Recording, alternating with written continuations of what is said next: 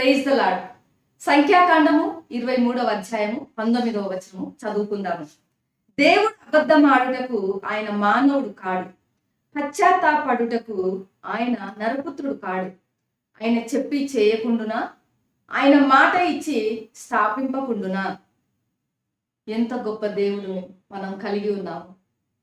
మన జీవితాలలో చాలాసార్లు మనకు సహాయం చేస్తానని చెప్పి మనకు మాట ఇచ్చి తప్పినటువంటి వారిని చాలా మంది చూస్తుంటాం. మనం ఈ టైంలో వస్తాము, మీ యొక్క ఆపదలో మేము ఆదుకుంటాము అని చెప్పి ముఖం చాటేసిన వారిని కూడా మనం చాలాసార్లు చూస్తుంటాము. మనం ఎదురు చూస్తూ ఉంటాము, వారిపైన ఎంతగానో నమ్మకాన్ని పెట్టుకుంటూ ఉంటాము. కానీ చివరి నిమిషంలో వాళ్ళు మనసు మార్చుకోవటము, లేదా ముఖము చాటేయటము, లేదా మన నమ్మకాన్ని వమ్ము చేయటము చేస్తుంటారు. ఇలాంటి అనుభవాలు చాలాసార్లు మన జీవితాలలో మనకు అనుభవించినటువంటి సంఘటనలు ఉన్నవి. కానీ ఇక్కడ వాక్యంలో ఎంత చక్కటి వాగ్దానం, ఎంత చక్కటి మాటలు మనం చూస్తున్నాము అంటే, దేవుడు అబద్ధమాడుటకు ఆయన మానవుడు కాదు. ఎంత గొప్ప దేవుణ్ణి మనం కలిగి జీవిస్తున్నాము. దేవుడు అబద్ధమాడడు కాబట్టి ఆయన ఆశీర్వాదాలు సత్యమైనవి, ఆయన నిబంధనలు సత్యమైనవి. ఆయన మార్పు లేని దేవుడు కాబట్టి ఆయనలో ఉన్నటువంటి లక్షణాలన్నీ కూడా సత్యమైనవి, మార్పు లేనివి, అబద్ధమైనవి కావు. ఆయన బలహీనుడు కాదు కాబట్టి ఆయన ఇచ్చిన వాగ్దానాలను నిలబెట్టుకునే దేవుడుగా ఉన్నాడు. ఎవ్వరు కూడా ఆయనను మభ్యపెట్టలేరు. వారి యొక్క స్వాధీనంలో దేవుడు ఎప్పుడు కూడా ఉండడు. మనుషుల స్వాధీనంలో దేవుడు ఉండడు. దేవుడు ఇశ్రాయేలు ప్రజలతో ఉన్నాడు, వారికి తోడై ఉన్నాడు, వారికి రాజుగా ఉండి వారిని పాలించాడు, వారిని ఏలినాడు. దేవుడు ఎంతో ఖచ్చితంగా దీవెనలు ఆశీర్వాదాలు అనుగ్రహించేవాడుగా ఉన్నాడు. దేవుని వాగ్దానాలు ఆశీర్వాదాలు తిరుగులేనివి, అవి మార్పు లేనివి. దేవుడు తన ప్రజలను ఆశీర్వదిస్తానని చెప్పినాడు అంటే ఖచ్చితంగా ఆయన నెరవేరుస్తాడు. మనకు పరీక్షలు రావచ్చు, మనకు శ్రమలు రావచ్చు, అవి వచ్చినప్పటికీ కూడా వాటిని జయించే శక్తిని ఆయన మనకు అనుగ్రహిస్తాడు. జయించే శక్తిని ఇస్తానని మనకు వాగ్దానం చేశాడు కాబట్టి ఖచ్చితంగా మనకు ఇస్తాడు. ఎలాంటి ఆపద వచ్చినా, ఎలాంటి విపత్తు వచ్చినా దేవుడు ఎప్పుడు కూడా తన బిడ్డలను ఓడిపోనివ్వడు. మనకు ఓటమి పాలు మనల్ని చేయడు. కష్టాలు, కన్నీరు వారి యొక్క జీవితాలలో వచ్చినప్పటికీ ఎంత మాత్రం కూడా దేవుడు తన బిడ్డలను అపజయ మార్గంలో నడిపించడు. ఎందుకంటే ఆయన చేసిన వాగ్దానాలు తిరుగులేనటువంటి వాగ్దానాలు. ఒక్కసారి మాట ఇచ్చాడు అంటే తిరిగి తీసుకునే దేవుడు కాదు. అలానే దైవ గ్రంథంలో మనం చూసినట్లయితే తీతుకు రాసిన పత్రికలో మరి అపోస్తుడైనటువంటి పౌలు గారు ఒక మాట ప్రస్తావించారు. దేవుడు అబద్ధమాడడు అని సెలవిచ్చాడు.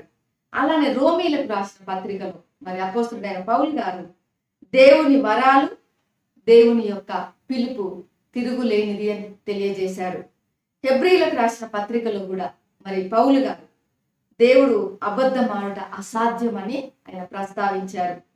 నేనే మార్గమును, నేనే సత్యమును, నేనే జీవమును అని తెలియజేసినటువంటి యేసయ్య కూడా లూకా సువార్తలో ఒక మాట తెలియజేశాడు. ఏమన్నాడంటే, ఆకాశము భూమి గతించను, నా మాటలు ఎప్పుడు కూడా గతించవు. అంటే ఎంత స్పష్టత ఉంది ఆ మాటలు, ఎంత నిశ్చయత ఉంది యేసు ప్రభువుల వారి యొక్క మాటలు. అంటే యేసయ్య మార్పు లేని దేవుడుగా ఉన్నాడు, మాట ఇచ్చి నెరవేర్చే దేవుడుగా ఉన్నాడు. ఇది చేస్తాను అని దేవుడు చెప్పి ఏవో సమస్యలు వచ్చినాయని ఆగిపోయే దేవుడు కాదు. ఇది చేస్తాను అని చెప్పి అయ్యో నేను మర్చిపోయినాను అని చెప్పే దేవుడు కాదు. ఇది చేస్తాను అని చెప్పి దీని కొరకు కొంత సమాచారం కావాలి, వెయిట్ చేస్తున్నాను, దీని గురించి ఇంకా కొంచెం తెలుసుకోవాలి, వెయిట్ చేస్తున్నాను అని చెప్పే దేవుడు కాదు. ఆయనకు ఎలాంటి ఇన్ఫర్మేషన్ అవసరం లేదు. మన గురించిన ఇన్ఫర్మేషన్ అంతా ఆయన దగ్గర ఉంది. సమస్తం ఉంది. ఎందుకంటే ఆయన సర్వజ్ఞానం కలిగినటువంటి దేవుడు. ఆయనకు ఎలాంటి ఇన్ఫర్మేషన్ అవసరం లేదు. ఎవరి సూచన సలహాలు అసలే అవసరం లేదు. ఎవరి రికమెండేషన్స్ అవసరం లేదు. ఎందుకంటే దేవుడు మనల్ని జగత్ పునాది వేయబడక మునిపే ఏర్పరచుకున్నాడు. మన తల్లి గర్భంలో మనము రూపింపబడక మునిపే మనల్ని చూశాడు. మన ఎడలో ఒక గొప్ప ప్రణాళికను కలిగి ఉన్నాడు. అప్పుడే మన మన యొక్క జీవన శైలి, మన జీవిత దినములన్నీ కూడా తన గ్రంథంలో రాసేసుకున్నాడు. ఎంతో మంచి ఉద్దేశాలు కలిగి ఉన్నాడు. ఎన్నో దీవెనలు, ఆశీర్వాదాలు, బహుమానాలు, వరాలు అన్ని దాచిపెట్టాడు మన కొరకు. మరి అంత గొప్ప దేవుడు మనం కలిగి జీవిస్తున్నప్పుడు మనం ఎందుకు భయపడాలి? మనం ఎందుకు అధైర్యపడాలి? మనం ఎందుకు అపజయాల కొరకు మరి వస్తాయేమో అని భయపడాలి? ఎందుకంటే మన దేవుడు గొప్ప దేవుడు.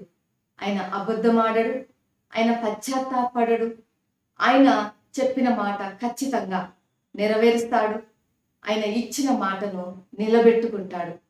అంత గొప్ప దేవుడు నీ పక్షాన, నా పక్షాన నిలబడుతున్నాడు. మరి నిన్ను నన్ను అంతగా ప్రేమిస్తున్నాడు. ఈ ఉదయకాల సమయంలో మరి మీ జీవితాలలో కూడా దేవుడు ఇచ్చినటువంటి వాగ్దానం ఏదైతే ఉన్నదో దాన్ని పట్టుకొని ప్రార్థన చేద్దాము. దేవా, నన్ను దీవిస్తేనే కానీ నిన్ను విడువను, నన్ను దీవిస్తేనే కానీ నిన్ను వదిలిపెట్టనని మనం ప్రార్థనలో విశ్వాసంతో ఆయన పాదాల చెంత మొరపెడదాము. మరి అట్టి కృప మనందరికీ దేవుడు ఇవ్వాలి. ఆ యొక్క వాగ్దానాలు మన జీవితాల్లో నెరవేర్చబడాలి. ఆయన నిబంధన ప్రకారము మనల్ని మనం నడిపించబడాలి. ప్రార్థన చేసుకుందాము. ప్రేమ నమ్మకం కలిగిన పరలోకపు తండ్రి, పరిశుద్ధుడానికి వందనాలు చెల్లిస్తున్నాను. ఈ ఉదయకాల సమయంలో ప్రభా, మీరు మాట తప్పే దేవుడు కారు, అబద్ధమాడే దేవుడు కారు, నాయన పశ్చాత్తాపడే దేవుడు కారు. మీరు మాట ఇచ్చి నెరవేర్చే దేవుడు, చెప్పిన మాటను నిలబెట్టుకునే దేవుడు. మరి అంత గొప్ప దేవుడుగా ఉంటుండగా నాయన, మరి ఉదయకాల సమయంలో వీడియో వీక్షిస్తున్న బిడ్డలు ఏ వాగ్దానం నెరవేర్చబడాలని కోరుకుంటున్నారో ఆ వాగ్దానం వారి జీవితాల్లో నెరవేర్చి వారిని దీవించి ఆశీర్వదించమని వారందరి కొరకు ఈ ఉదయకాల సమయంలో యేసుక్రీస్తు నామములో ప్రార్థించి వేడుకుంటున్నాను తండ్రి. ఆమేన్. దేవుడు మిమ్మల్ని దీవించును గాక.